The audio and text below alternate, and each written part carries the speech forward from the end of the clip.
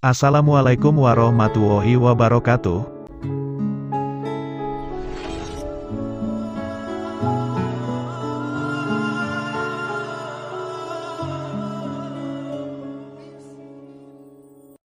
Di Nusantara, penganut thariqah sangatlah banyak. Bahkan berbagai macam thariqah yang mutabaroh juga ikut berkembang di Indonesia, dan salah satu thariqah yang memiliki jamiyah atau perkumpulan terbesar dengan jumlah pengikut yang fantastis di Indonesia adalah Jam'iyah Thariqah Qadiriyah wan Naqsabandiyah. Bahkan Jam'iyah Thariqah ini sudah ada sejak zaman kolonial Belanda. Bahkan dikisahkan, mereka para penganut thariqah ini sangatlah gigih dalam berjuang merebut kemerdekaan Indonesia dari tangan penjajah. Lalu siapakah orang yang paling berjasa dalam mendirikan Jam'iyah Thariqah ini? Sebelum melanjutkan, alangkah baiknya jika Anda like, subscribe, dan aktifkan lonceng, agar Anda tidak ketinggalan video kami selanjutnya. Sebelum kita membahas lebih lanjut mengenai sosok pendiri Jam'iyah atau perkumpulan thariqah Qadiriyah wan Naqsabandiyah, kita akan membahas lebih dulu mengenai arti thariqah. Thariqah secara bahasa memiliki arti jalan, metode, sistem atau mazhab, sedangkan secara istilah adalah jalan yang ditempuh oleh seseorang untuk menuju Tuhan melalui beberapa tahapan yang meliputi metode pengarahan spiritual. Melaksanakan amalan thariqah dinamakan suluk, sedangkan orang yang penempuh jalan thariqah ini disebut salik. Para ulama menjelaskan arti kata thariqah dalam kalimat aktif, yakni melaksanakan kewajiban dan kesunatan atau keutamaan, meninggalkan larangan, menghindari perbuatan yang diperbolehkan mubah namun tidak bermanfaat. Sangat berhati-hati dalam menjaga diri dari hal-hal yang tidak disenangi Allah dan yang meragukan, syubhat, sebagaimana orang-orang yang mengasingkan diri dari persoalan dunia dengan memperbanyak ibadah sunat pada malam hari, berpuasa sunnah, dan tidak mengucapkan kata-kata yang tidak berguna. Dinukil dalam kitab Marokil Ubudiyah fi Syarhi Bidayatil Hidayah karya Imam Ghazali. Thariqah Qadiriyah dan Thariqah Naqsabandiyah merupakan thariqah yang sangat populer di Indonesia. Kedua thariqah ini merupakan thariqah yang sangat besar, namun perlu diketahui bahwa kedua thariqah ini memiliki pendiri masing-masing. Secara historis, thariqah Qadiriyah wan Naqsabandiyah adalah sebuah thariqah yang merupakan hasil penggabungan dari dua thariqah besar, yaitu thariqah Qadiriyah yang didirikan oleh Syekh Abdul Qadir Al-Jailani, dan thariqah Naqsabandiyah yang didirikan Syekh Bahauddin An-Naqsabandi. Penggabungan kedua thariqah tersebut kemudian dimodifikasi sedemikian rupa, sehingga terbentuk sebuah thariqah yang mandiri dan memiliki perbedaan dengan kedua thariqah induknya. Perbedaan itu terutama terdapat dalam bentuk-bentuk riyadoh dan tata caranya. Penggabungan kedua thariqah ini diprakarsai oleh seorang ulama besar, yaitu Syekh Ahmad Khotib Sambas. Beliau merupakan seorang imam besar Masjid Al-Haram di Makkah. Beliau merupakan ulama asal Sambas, Indonesia. Penggabungan inti ajaran kedua thariqah tersebut dimungkinkan atas dasar pertimbangan logis dan strategis, bahwa kedua ajaran thariqah itu bersifat saling melengkapi, terutama dalam hal jenis zikir dan metodenya. Nama Syekh Ahmad Khotib Sambas merupakan seorang ulama yang terkenal dengan pendirian Jam'iyah Thariqah Qadiriyah wan Naqsabandiyah. Bahkan tidak hanya di Nusantara saja, beliau juga sangat terkenal di Mekah dan menduduki menjadi mursyid thariqah Qadiriyah wan Naqsabandiyah teratas pada zamannya saat itu. Berikut ini kami sampaikan biografi Syekh Ahmad Khotib Sambas yang kami rangkum dari berbagai sumber. Ada dua buku yang memuat biografi Syekh Ahmad Khotib Sambas, semuanya dalam bahasa Arab. Buku yang pertama yaitu Siyar wa Tarojim, ditulis oleh orang Arab, yang bernama Umar Abdul Jabbar. Buku yang kedua yang menceritakan kisah hidup Syekh Ahmad Khotib Sambas adalah Al-Mukhtasar dari kitab Nashirin Naur was Zahar. Buku ini ditulis oleh Abdullah Mirdad Abdul Khair. Kemudian buku itu diringkas oleh Muhammad Said Al-Amudi dan Ahmad Ali. Nama lengkapnya ialah Syekh Ahmad Khotib bin Abdul Ghaffar bin Abdullah bin Muhammad As-Sambasi. Beliau dilahirkan di Kampung Dagang, Sambas, Kalimantan Barat, pada bulan Safar 1217 Hijriah atau bertepatan dengan tahun 1803 Masehi. Sambas merupakan sebuah daerah yang dibangun oleh Raja Tengah, keturunan dari Raja Brunei Darussalam, tepatnya pada tahun 1620 Masehi, dan menobatkan diri sebagai sebuah kerajaan 10 tahun kemudian. Dulunya rakyat Sambas hidup dari garis agraris dan nelayan, hingga ditandatanganinya perjanjian antara Sultan Muhammad Ali Safiuddin dengan pemerintahan kolonial Belanda, pada tahun 1819 Masehi. Perjanjian ini membentuk sebuah pola baru bagi masyarakat Sambas, yakni perdagangan maritim. Sejak kecil Syekh Ahmad Khotib Sambas diasuh oleh pamannya yang terkenal sangat alim dan warak di wilayah tersebut. Beliau menghabiskan masa remajanya untuk mempelajari ilmu-ilmu agama. Saat masih di Sambas, beliau belajar dari satu guru ke guru yang lain di wilayah Kesultanan Sambas. Salah satunya, yaitu Syekh Nuruddin Mustafa, yang menjadi imam Masjid Kesultanan Sambas. Karena terlihat keistimewaan terhadap penguasaan ilmu keagamaan, kemudian Syekh Ahmad Khotib Sambas dikirim oleh orang tuanya untuk meneruskan pendidikannya ke Timur Tengah, khususnya ke Makkah. Maka pada tahun 1820 Masehi, Syekh Ahmad Khotib Sambas berangkat ke Tanah Suci untuk menuntaskan dahaga keilmuannya. Saat di Makkah, Syekh Ahmad Khotib Sambas mempunyai banyak sekali guru. Di antaranya adalah Syekh Daud bin Abdullah Al-Fatani, yang dikenal sebagai guru besar Thariqah Syatariyah. Ada kisah menarik sewaktu beliau di Mekah. Suatu hari, saat beliau pergi ke Masjidil Haram, pada saat itu baru ada kegiatan halakoh para ulama besar bangsa Arab, yang saat itu sedang mengajar. Para ulama itu memintanya pergi untuk meninggalkan halakoh tersebut, karena menurut mereka, Syekh Ahmad Khotib Sambas tidak akan sanggup mengikuti pelajaran tersebut. Kemudian peristiwa tersebut diketahui oleh Syekh Daud Fatani. Menurut firasatnya, Syekh Ahmad Khotib Sambas akan menjadi orang besar di kemudian hari. Lalu ia pun memanggil pemuda yang tengah bersedih itu dan membawanya tinggal di rumahnya dan diberikan pendidikan secara intensif. Keputusan itu tidak pernah disesali Syekh Daud Al-Fatani, karena terbukti, ilmu yang dipelajarinya menghabiskan waktu 30 tahun, namun dapat diselesaikan Ahmad Khotib Sambas hanya dalam waktu 3 tahun saja. Kemudian, Syekh Daud Al-Fatani berpandangan bahwa muridnya ini telah layak untuk mempelajari ilmu-ilmu kesufian. Maka kemudian, Syekh Daud Al-Fatani merekomendasikan muridnya itu untuk mendapatkan bayat kepada Syekh Syamsuddin, yang merupakan guru besar Thariqah Qadiriyah di sana. Dari seluruh murid Syekh Syamsuddin, Syekh Ahmad Khotib Sambas mendapatkan derajat yang tinggi, sehingga ketika gurunya meninggal tempatnya digantikan oleh muridnya ini. Sejak saat itu Ahmad Khotib Sambas telah dilantik menjadi Mursyid Kamil Al-Mukamil dalam lingkungan Tarekat Qadariyah.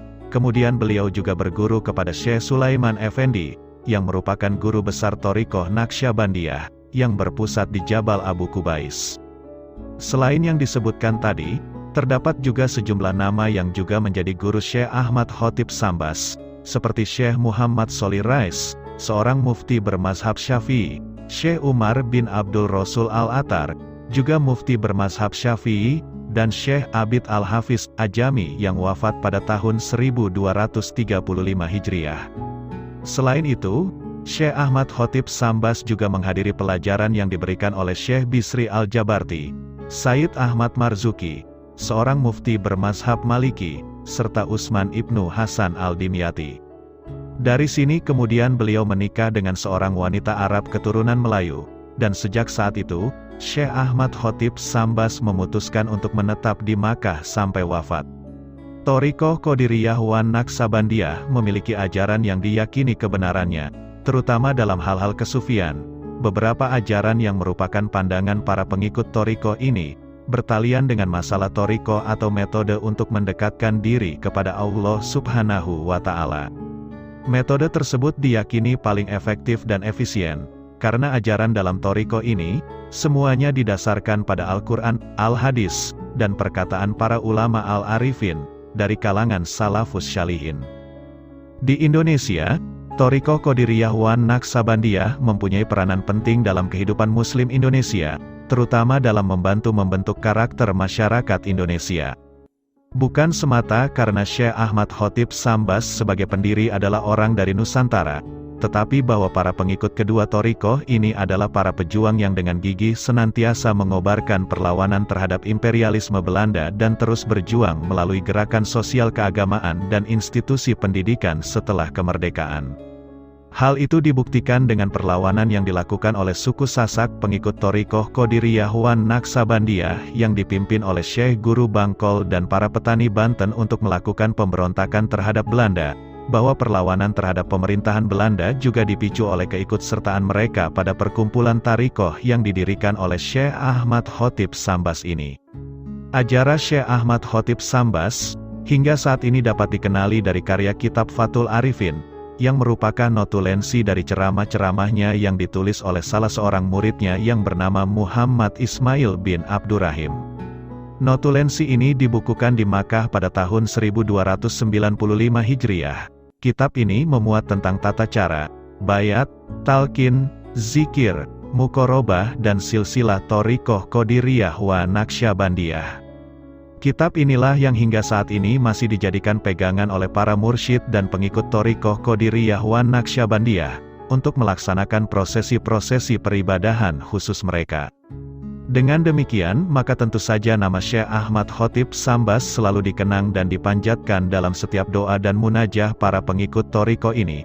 Selain termasyhur sebagai seorang tokoh sufi, Syekh Ahmad Khotib Sambas juga alim di bidang ilmu fikih. Beliau juga membuat manuskrip Risalah Jumat. Naskah tulisan tangan ini dijumpai tahun 1986 Masehi, bekas koleksi Haji Mansur yang berasal dari Pulau Subi, Kepulauan Riau. Demikian menurut Wan Moh Sagir Abdullah, seorang ulama penulis asal Tanah Melayu. Kandungan manuskrip ini membicarakan masalah seputar Jumat, juga membahas mengenai hukum penyembelihan secara Islam. Pada bagian akhir naskah manuskrip, terdapat pula suatu nasihat panjang. Manuskrip ini ditutup dengan beberapa amalan wirid. Karya lain yang juga berupa manuskrip membicarakan tentang fikih. Mulai toharoh, sholat dan penyelenggaraan jenazah. Manuskrip itu ditemukan di Kampung Mendalok, Sungai Kunyit, Kabupaten Pontianak, Kalimantan Barat, pada 6 Syawal 1422 Hijriah atau tanggal 20 Desember tahun 2001 Masehi. Karya ini berupa manuskrip tanpa tahun. Hanya terdapat tahun penyalinan yaitu disalin pada hari Kamis, 11 Muharram 1281 Masehi. Karena besarnya pengaruh Thariqah Qadiriyah wa Naqsyabandiyah yang bersumber dari Syekh Ahmad Khotib Sambas di Nusantara, melebihi tokoh-tokoh penyebar Thariqah Qadiriyah seperti Syekh Nuruddin Ar-Raniri, Syekh Abdur Rauf Al-Fansuri dan lain-lainnya yang lebih dahulu. Semasa hidupnya Syekh Ahmad Khotib Sambas beliau mempunyai banyak sekali khalifah atau wakil. Di antaranya adalah Syekh Zainal Abidin, yang berasal dari Kelantan. Ia diutus oleh Syekh Ahmad Khotib Sambas ke Kalimantan Barat sebagai wakilnya di sana. Jadi murid-muridnya yang lain, yang semuanya berasal dari Kalimantan Barat, berada di bawah pengawasan Syekh Zainal Abidin Al-Kalantani. Selanjutnya murid-muridnya yang lain disuruh supaya mendalami berbagai ilmu kepada ulama yang berasal dari Kelantan itu. Murid Syekh Ahmad Khotib Sambas yang menjadi khalifah atau wakilnya di Mekah adalah Syekh Abdul Karim Al-Bantani. Beliau mempunyai murid yang ramai sesudah Syekh Ahmad Khotib Sambas. Beliaulah yang menjadi pewaris utamanya di Mekah setelah Syekh Ahmad Khotib Sambas wafat. Untuk wilayah Jawa beliau mempunyai beberapa khalifah atau wakil. Untuk wilayah Jawa Timur yaitu Syekh Ahmad Hasbuwah bin Muhammad Al-Manduri, Madura. Di Jawa Tengah terdapat Syekh Zarkashi Barjan Porwajo, dan Syekh Ibrahim Berumbung Meranggen Demak.